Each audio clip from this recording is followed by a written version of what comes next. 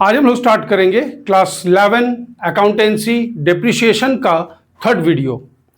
इस वीडियो में हम लोग देखेंगे परसेंटेज मेथड। लाइफ मेथड हम लोग वीडियो 2 में देख चुके हैं। आज हम लोग देखेंगे परसेंटेज मेथड। परसेंटेज मेथड में दो मेथड आता है, एक स्ट्रेट लाइन मेथड और दूसरा diminishing balance method. Straight line method को और भी नामों से जाना जाता है, जैसे फिक्स्ड मेथड या original cost method.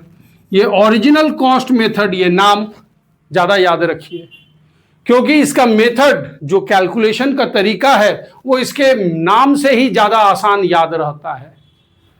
Diminishing balance method को और भी नामों से जाना जाता है, जैसे reduced balance method, diminished value method. इनके सभी नाम बताता है वो मेथड क्या है। तो स्टार्ट करते हैं। सबसे पहले स्ट्रेट लाइन मेथड। एक एग्जांपल ले लेते हैं। क्वेश्चन, एक मशीन खरीद रहे हैं जिसका प्राइस है 50,000, expenses 10,000, installation 15,000, scrap value 20,000। Same question ले लेते हैं जो वीडियो 2 में हम लोगों ने लिया था लाइफ मेथड में, वही ले लेते हैं। लाइफ मेथड में यहां लाइफ बताया जाता था, life in years, XYZ years, life in years बताया जाता था। परसेंटेज मेथड में आपको बताएगा depreciation at the rate R% per annum. यहां पर एनम है या नहीं ये जरूर देख लेंगे। अगर पर एनम है तो फॉर्मूला में T/12 लगेगा, और अगर पर एनम नहीं है तो T/12 नहीं लगेगा। तो हम लोग यहां R% rate of depreciation assume करते हैं 10%। तो 10% डिप्रिसिएशन चार्ज करना है। अब सबसे पहले इसका टेबल बना लेते हैं, कैलकुलेशन कैसे होगा।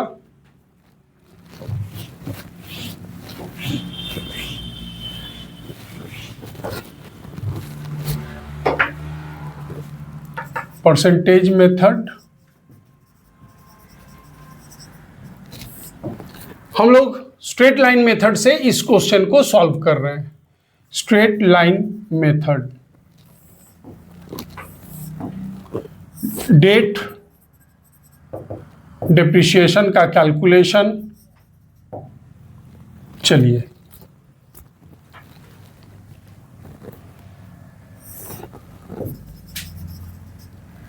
Machine date first year beginning आपने मशीन खरीदा कितने का? 50 + 10 60, 60 + 15 75। आपने 75,000 का मशीन खरीदा है फर्स्ट ईयर बिगिनिंग में, ठीक है।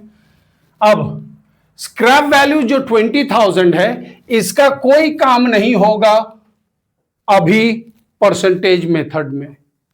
परसेंटेज मेथड में स्क्रैप वैल्यू का कोई काम नहीं है।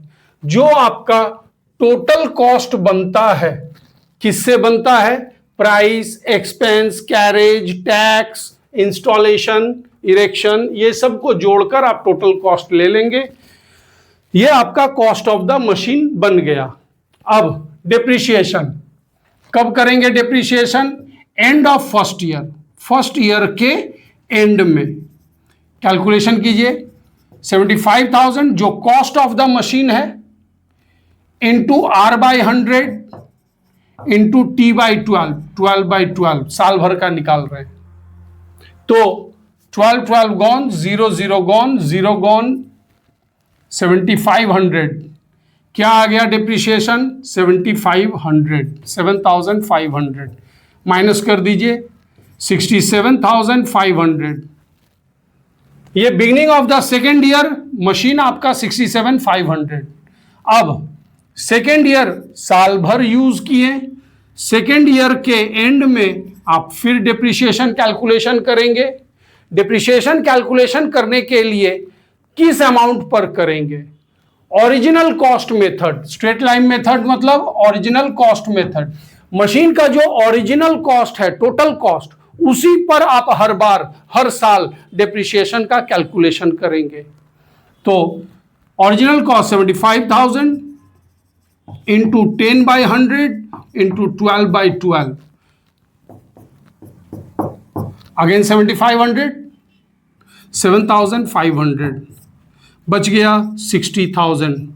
देखिए हर बार डिप्रिसिएशन एक फिक्स्ड अमाउंट आ रहा है, इसलिए इसको फिक्स्ड मेथड भी कहा जाता है, इसलिए इसको फिक्स्ड मेथड भी कहा जाता है। स्ट्रेट लाइन मेथड, ये जो डिप्रिसिएशन है वो ग्राफ में अगर देखोगे तो एक स्ट्रेट लाइन मूव कर रहा है, इसलिए स्ट्रेट लाइन मेथड भी कहते हैं। ओरिजिनल कॉस्ट मेथड कहते हैं क्योंकि हर बार डिप्रिसिएशन ओरिजिनल जो कॉस्ट है, टोटल कॉस्ट, उसी पर हर बार कैलकुलेट होता है, इसलिए इसको इन नामों से जाना जाता है। अब थर्ड ईयर साल भर आप यूज किए, and of the third year फिर डिप्रिसिएशन निकालो, वही original cost 75,000 into R/100 into T/12, फिर वही आएगा 7,500 आ गया 52,500। इस तरह से ईयर आफ्टर ईयर आप डिप्रिसिएशन कैलकुलेशन करते चले जाएंगे। अब हम लोग देखते हैं परसेंटेज मेथड का दूसरा मेथड। पहला मेथड स्ट्रेट लाइन मेथड हम लोग देख लिए, अब हम लोग देखेंगे सेकेंड मेथड।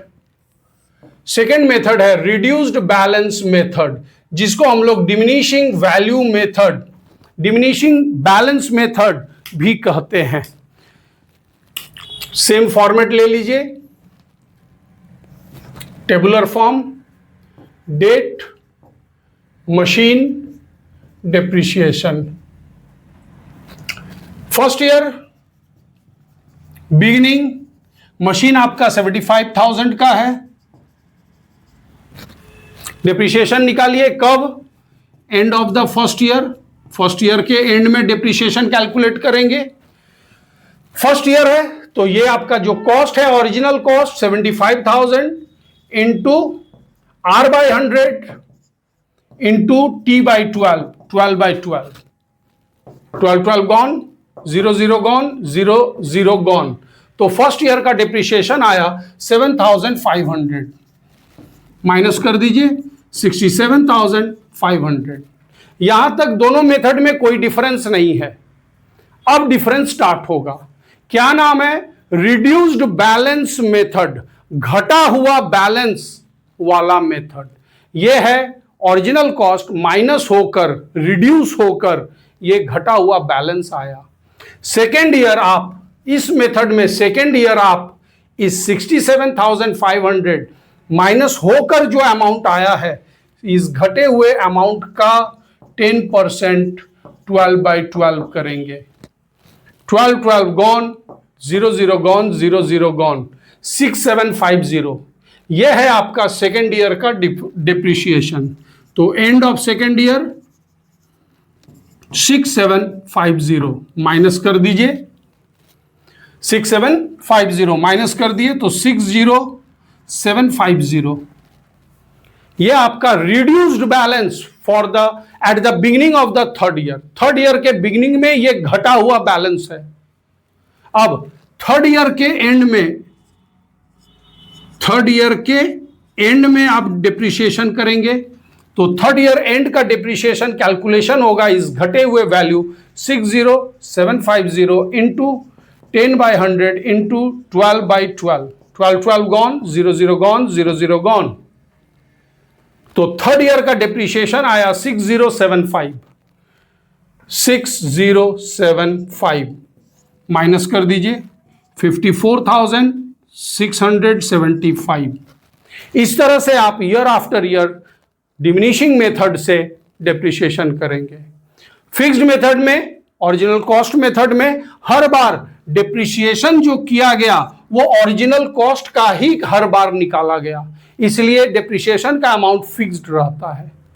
जबकि डिमिनिशिंग बैलेंस मेथड में, रिड्यूस्ड बैलेंस मेथड में, फर्स्ट ईयर तो आपने ओरिजिनल कॉस्ट का किया, लेकिन सेकेंड ईयर घटे हुए कीमत का किया, थर्ड ईयर फिर घटे हुए कीमत का किया। इस तरह से ये रिड्यूस्ड बैलेंस मेथड हो गया।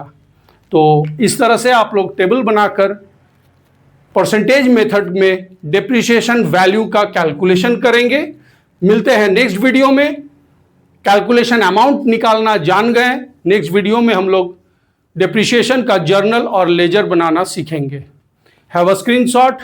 Thank you.